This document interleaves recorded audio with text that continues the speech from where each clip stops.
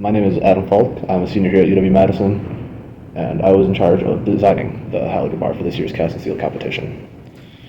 During the design process, took a lot of inspiration from sport, specifically with the shaft shape, the hexagonal shape with C-cuts.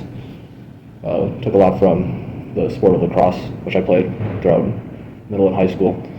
It allows for much better handling of rotation, as well as just having more stable grip.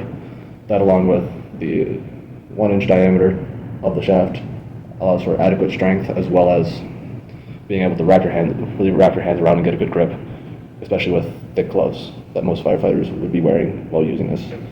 In terms of the tools themselves, that came from extensive research throughout the early portions of the competition, and which gave me rough estimates for how long and how curved each portion should be, whether that be the pike, the adze, or the claw, as well as giving me a good overall length, which, as it stands, is approximately 30 inches, which allows the Halligan bar to be carried horizontally through a doorway, as most doors in residential areas are 32 inches wide.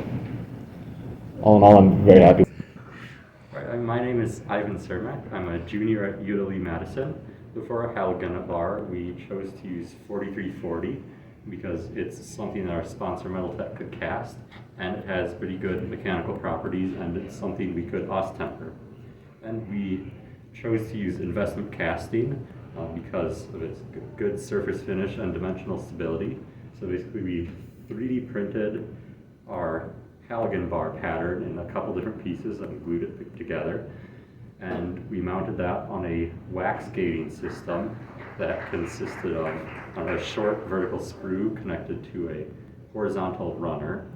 And then there was one Halligan bar pattern on each side of the horizontal runner, so it's all horizontal, and each pattern was connected to the screw with 4 gates.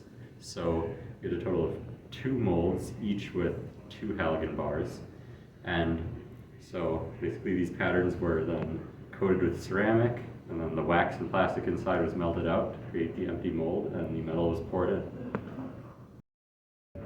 Hi, my name is Josh Baston. I am a senior here at the University of Wisconsin-Madison, and I was in charge of the heat treatment process for our 2024 Halligan bar. For the Halligan bar, we really wanted to prioritize impact resistance and toughness more so over hardness, and we casted our part out of 4340 accordingly, and we're extremely lucky to have access to Oz tempering equipment through our corporate sponsor, Thermtech in Waukesha, Wisconsin. We cleaned up our parts after casting. We first ran a normalizing cycle at 1650 degrees Fahrenheit for 3 hours, followed by a slow cool in air. Then we ran an austenizing cycle at 1575 degrees Fahrenheit for 2.5 hours, followed by an Oz quenching in molten salt solution for 2 hours at 620 degrees Fahrenheit, and then a quench to water afterwards. We chose these exact parameters to aim for around 42 to 44 HRC, which is what we saw on a lot of commercial products, and then after that maximize our impact toughness and overall ductility. All in all, I'm very happy with how the bars turned out, and I'm excited for the rest of the competition.